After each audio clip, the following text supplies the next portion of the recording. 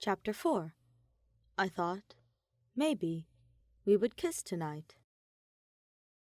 The sun had gone down already, and the western sky began to glow red.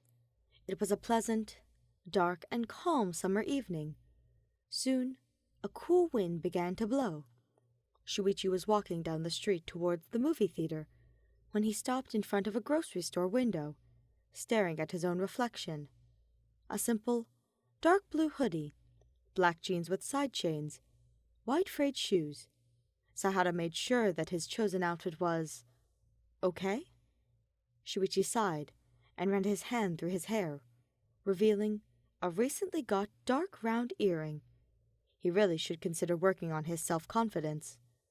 As the young detective approached the modern-looking building, his phone beeped, revealing a new message. From Kokichi.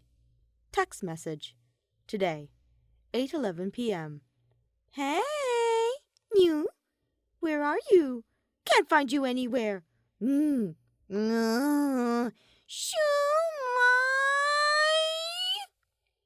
Kokichi, please stop spamming. Oh, there you are. Virtually. I am at the movie theater entrance. Where are you? I must ask. Kokichi. I'm at the entrance, which is our established meeting place. At least I thought so. Are you sure? You are at the right place. Well, duh. But I don't see you anywhere. Did you trick me, Shuichi? Bad lying Shumai. I didn't trick you, Kokichi. Hold on, don't go anywhere. I think I got it. Saihara put the phone back in his pocket, walked past the snack bar, and turned right, staring down a long corridor.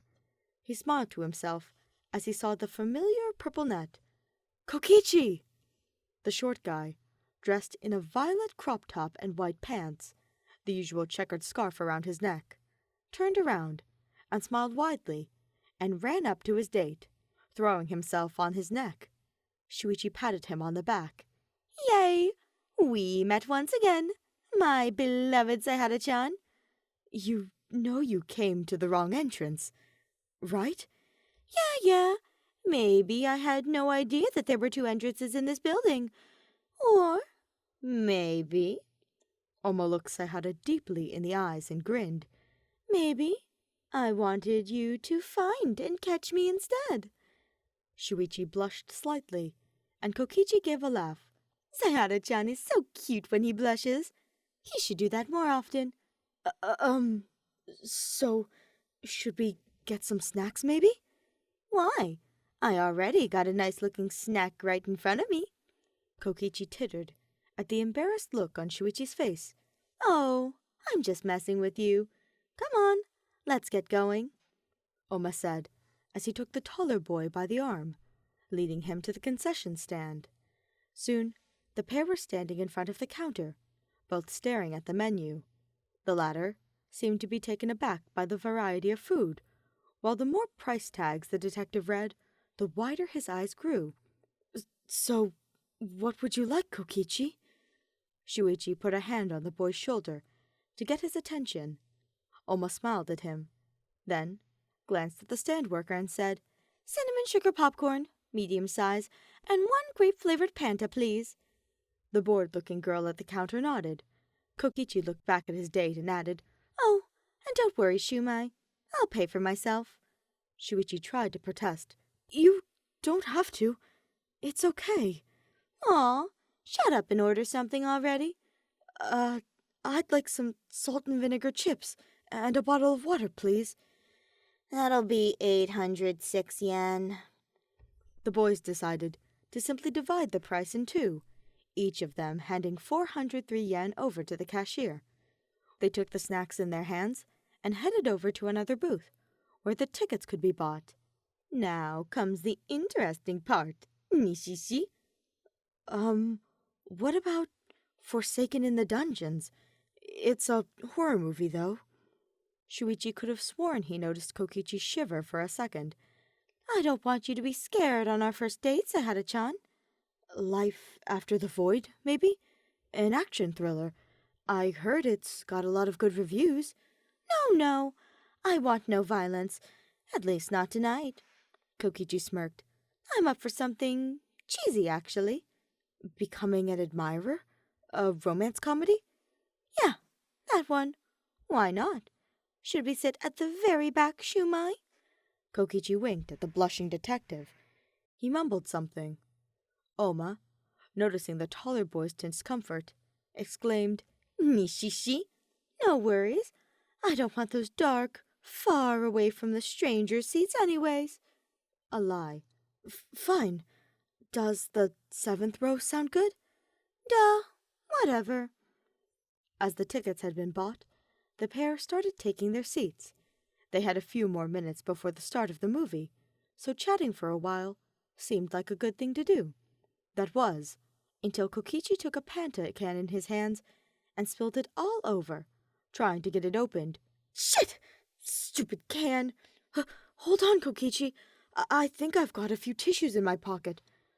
Oma froze as Saihara began, in a pathetic attempt, wiping the soda off his knees. Kokichi muffled a gasp with his hand when Shuichi touched his crotch with a tissue by accident. Or not by accident? Oma surely had mixed feelings about that. Thank you for the help, Shuichi? Kokichi's gratitude sounded more like a question. Please be more careful next time. I've spent all my tissues on you. Oma chuckled at the thought that Saihara had no idea how dirty he sounded out of context.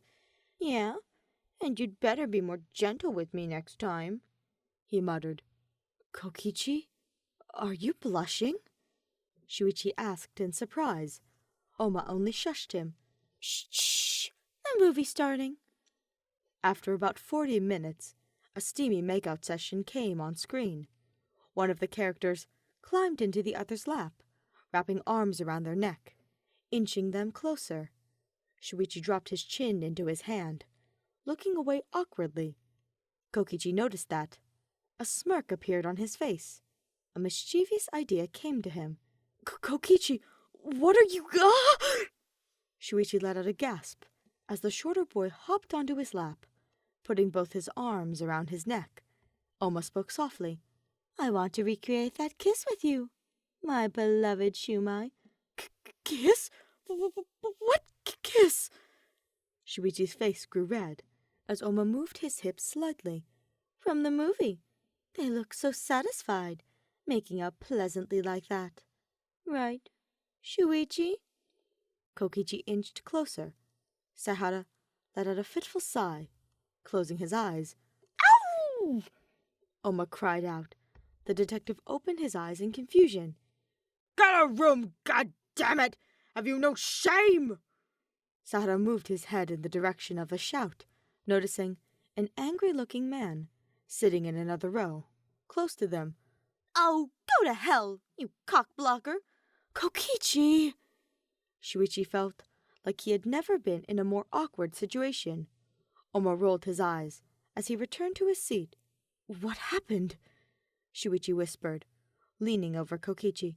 That cunt shot me. That's what happened. He what? Nah, he threw a plastic cup at me, actually. Shuichi couldn't tell if the expression on the boy's face was sad or annoyed. I'm sorry. Kokichi only sighed. It's fine. It isn't your fault. After the movie had ended, Shuichi offered Kokichi to walk him home. He agreed with great joy. So, did you like the movie? Oh, yeah. Very much enjoyed it. The plot was original, totally non-cliché. The acting's Hollywood level. Shuichi studied the shorter boy for a moment, softly smiling afterwards. No, you're lying. Nishishi? I am. It was awful. Saihara giggled as well. Yeah, I believe I've seen the exact same plot in 3 other movies or so.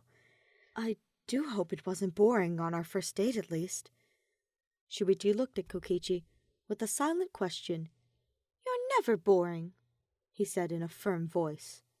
They approached a shabby, 2-story apartment complex that looked more like a motel. Sahara wasn't that good at hiding emotions, so Oma only rolled his eyes, noticing a confused expression on the detective's face. Yeah, cut out the pity part. It looks better on the inside. The taller boy's face flushed. I wasn't sorry. The leader let out a playful laugh and patted him on the back. No worries, Shuichi. They both kept quiet for a while, smiling at each other. Oma putting his hands behind his head and beginning to sway from side to side. I like your earring, by the way. Hot stuff. Is that why you've been staring at me the whole movie? Shuichi smirked when Kokichi covered his blushing face with a scarf. See you next time, then. If there is a next time, then? Of course. Does Wednesday, like 6 p.m., sound good? I could pick you up. Kokichi hummed a yes in response. He wrapped his arms around Shuichi, the taller boy hugging him tightly and burying his face in the purple hair. His hair smells nice. Did he wash it for a change? Sahara giggled inaudibly. Kokichi stepped back. Good night, Shumai. He waved his hand. Shuichi let out a good night to you too, smiled, and waved back as he watched the shorter boy closing the door behind him. Sahara was about to leave when he heard a loud squeal of joy from Kokichi's apartment.